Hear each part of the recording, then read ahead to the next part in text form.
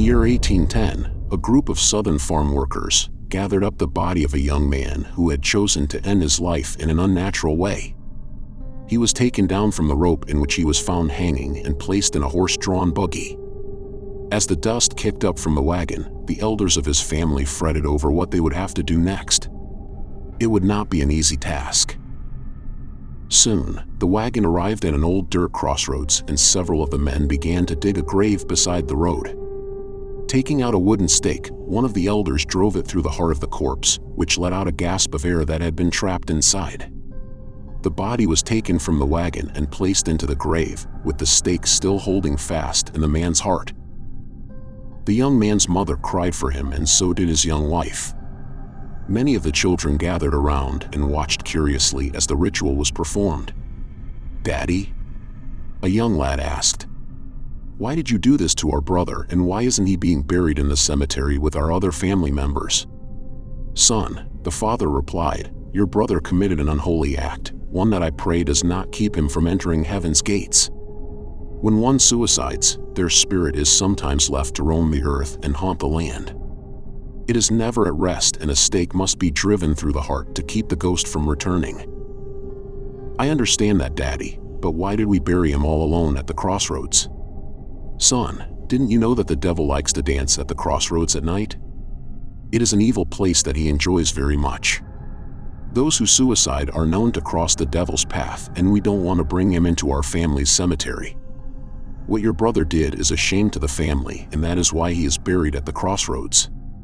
When everyone sees his grave, they will know of the shameful thing he did.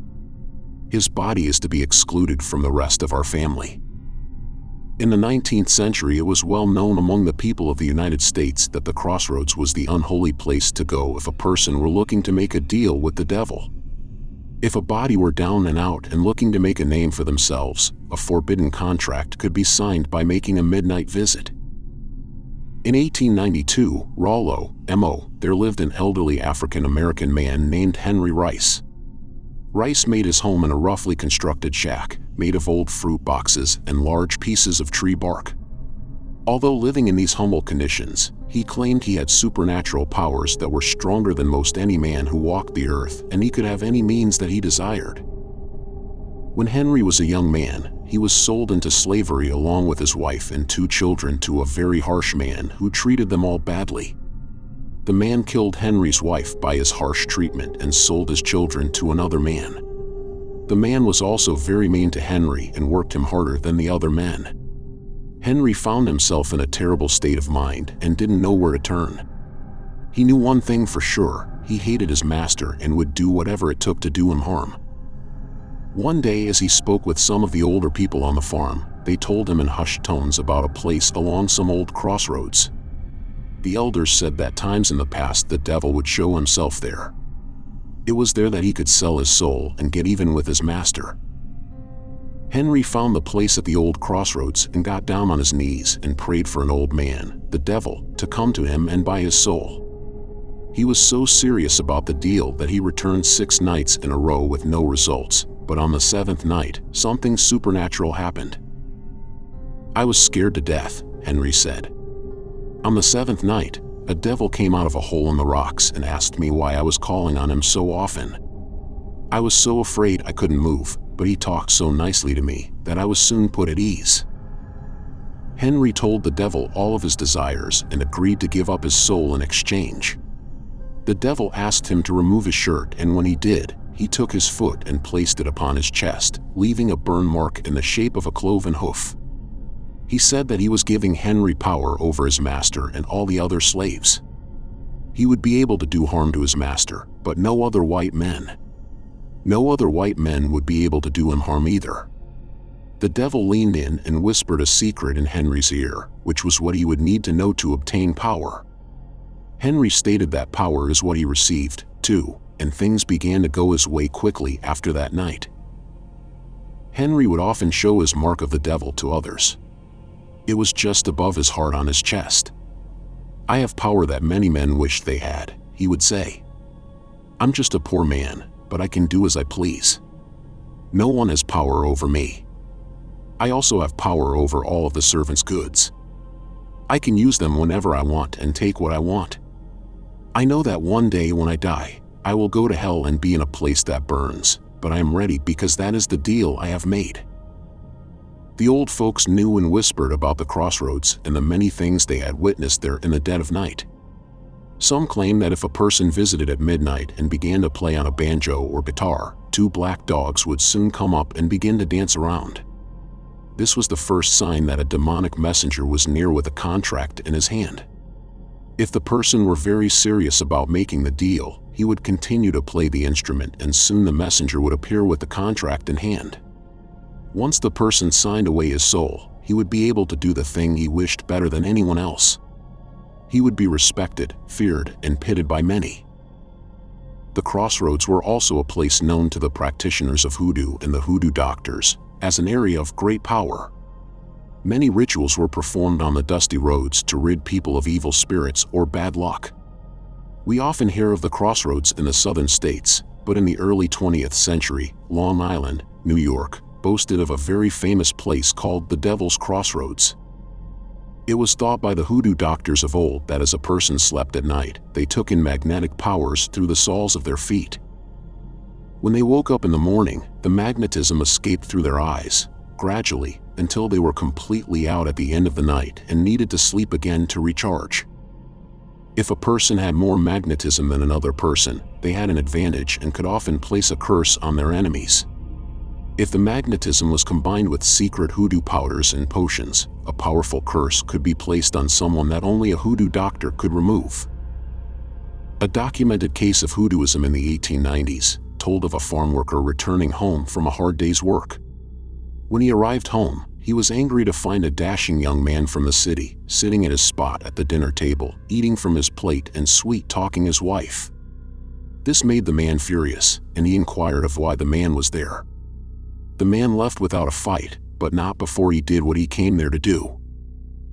The man from the city desired to have the farm worker's wife, and to do so, he cunningly worked his way inside the man's house. While inside, when no one was looking, he sprinkled dried snakeskin, lizard skin, and powdered mud puppies on the floor. This was a dreaded hoodoo curse, and when the man walked over the powdered reptiles, this brought on bad luck.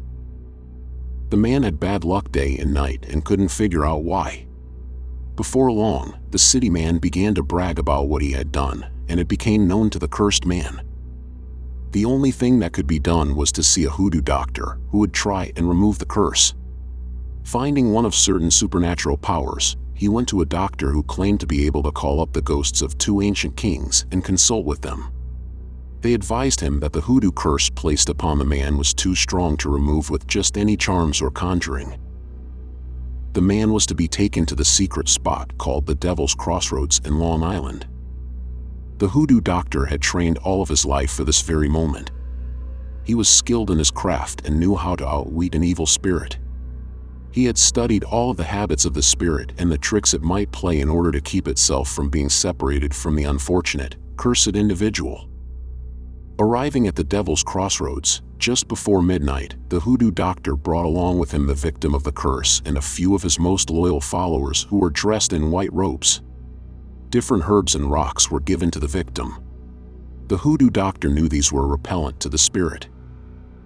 As midnight neared, the hoodoo doctor began to go into a series of chants, calling up the spirits. Making his way over to the middle of the crossroads, he took his finger and drew a large circle in the dust. Taking the victim by the arm, he led him into the circle. The hoodoo doctor knew that only things that were pure could remain inside of the circle. As the clock strikes midnight, all of the evil spirits make themselves known, just outside of the circle. The hoodoo doctor's followers are there to trick the spirits and imitate them. During this time, the evil spirit that is tormenting the victim and causing him bad luck must break away and leave the circle, joining the other evil spirits and ghosts on the outside. This is when and how the victim becomes free from the hoodoo curse and all is normal again. Hundreds of these hoodoo rituals would be performed at the Devil's Crossroads throughout the years. It grew so popular that many hoodoo doctors from other states made it a priority to visit the secret place in their lifetimes. In 1900, one such hoodoo doctor, Dr. D.H. Jenkins made reference to the Devil's Crossroads and what a powerful place he heard it was. He had not yet visited but was looking forward to going there one day. Dr. Jenkins was a famous doctor that had written many books in a language only he could understand. He claimed that while studying the characters on an obelisk in Central Park, he discovered the strange language.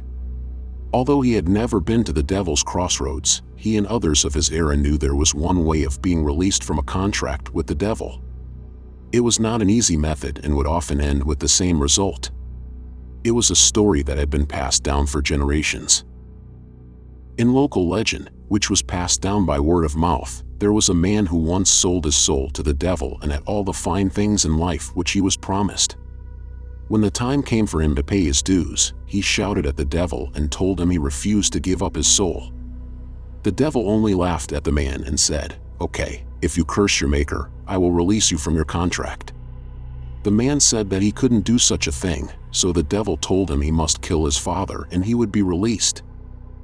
The man refused this as well. Thinking things over, the devil said, "There is one other way in which I will release you from this contract. You must go out tonight, find a tavern and get drunk." The man agreed and went out to a bar, drinking until he was very drunk. When the bartender refused to serve him any more liquor, he became extremely angry and shouted at him, using his maker's name in vain. The man's father was called to take him home and a fight broke out between the two and he slashed his father's throat with a razor, killing him instantly. A few days later, the man, alone and distraught from his actions, died in jail and his soul went to the devil anyway. This story served as a reminder from the elders to be careful in dealing with the devil because he was very cunning. Even as far back as the time of Plato, a crossroads seemed to be taboo. There was a strange law that stated when a person killed someone who was closely related to them, they were to be put to death and their body to be taken out to a crossroads and dumped out for everyone to see. Each magistrate would take a large stone and one by one, toss it at the murderer's head, crushing his skull for the unholy act which he committed. What is it about a crossroads that holds so much mystery and intrigue? Is there something really mystic or evil about the place? Does the devil really come out and dance on the crossroads at midnight? Many believe it is the playground for the relentless offspring of the devil and where he bargains with his human victims, giving them a small piece of fame in return. Mystery? Myth? Folklore or truth? A few know the answers, but they cannot tell because their souls burn in eternal torment in a realm far away. The price they must all eventually pay, unless they are as cunning as the devil himself. On that note, we must end today's video. Thank you, and I hope you enjoyed your time here. If you did, please consider leaving a like as it really helps this channel out. If you're hungry for more content like this, subscribe to us, Dark Recaps. Take care, and I'll see you guys next time.